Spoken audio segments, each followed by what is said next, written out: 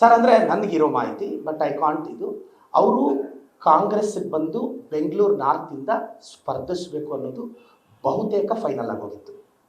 ಇದು ಮುಚ್ಚಿಡೋ ಫ್ಯಾಕ್ಟ್ ಅಲ್ಲ, ಬಹುತೇಕ ಫೈನಲ್ ಆಗಿತ್ತು.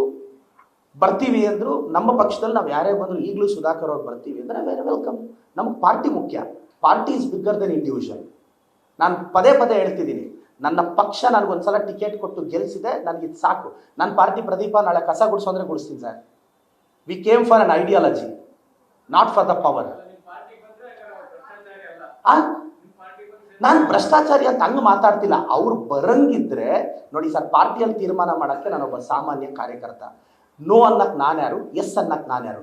ಆದರೆ ಬೆಂಗಳೂರು ನಾರ್ತ್ಗೆ ಅವ್ರು ಟ್ರೈ ಮಾಡಿದ್ರು ಸರ್. ಅವ್ರ ಪಾರ್ಟಿಗೆ ಬಂದರೂ ಅವ್ರ ಬಗ್ಗೆ ನಂದೇನು ಸಾಫ್ಟ್ ಕಾರ್ನರ್ ಇರಲ್ಲ. ಈಗ ಬಿ ಜೆ ಪಿಯಲ್ಲಿರೋರು ಬಿ ಜೆ ಪಿಯವ್ರ ಮೇಲೆ ಕಿತ್ತಾಡೋದು ಬಟ್ ಇಲ್ಲ. ನಾನು ಅವರಿಬ್ರು ನೋಡಿ ಸರ್, ನನಗೆ ಸಿ ಎಂ ಸಾಹೇಬರು ಡಿ ಸಿ ಎಂ ಸಾಹೇಬರು ಇಬ್ಬರು ಜೆಂಟಲ್ಮ್ಯಾನ್ಸ್ ಇದ್ದಾರೆ, ಅವ್ರ ಬಗ್ಗೆ ಅಲ್ಲ. ಬಟ್ ಅವ್ರು ಏನಂದ್ರೆ ಕೆಲವರು ನಮ್ಮಲ್ಲಿ, ಕೆಲವರು ನಮ್ಮ ಚಿಕ್ಕಬಳ್ಳಾಪುರದಲ್ಲೇ ಕೆಲವರು ಮಾಜಿ ಶಾಸಕರು.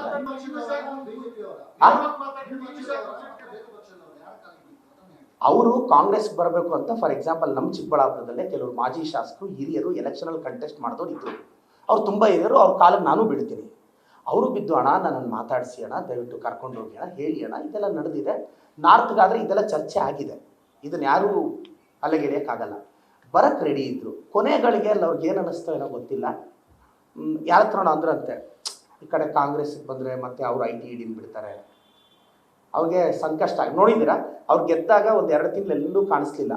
ಮೊನ್ನೆ ಕೂಡ ಯಾವಾಗ ಇಲ್ಲಿ ನಾರ್ತ್ದು ಇದು ಸ್ವಲ್ಪ ಡಿಸ್ಕಷನ್ ಫೇಲ್ ಆಯಿತು ಅಂತ ಅವ್ರಿಗೆ ಅನಿಸುತ್ತೋ ಅವಾಗ ಇಮಿಡಿಯೇಟಾಗಿ ಆ್ಯಕ್ಟಿವ್ ಆಗ್ತಾರೆ. ನಾನು ಹೇಳೋದು ಅವ್ರದ್ದು ಡಬಲ್ ಸ್ಟ್ಯಾಂಡ್ ಇದೆ.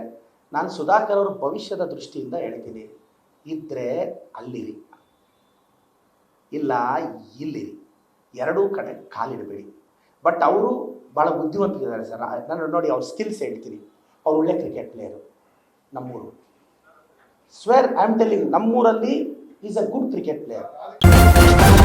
ನ್ಯೂಸ್ ಫಸ್ಟ್, ನಿರ್ಭೀತಿಯಿಂದ ನಿಮ್ಮ ಪರವಾಗಿ.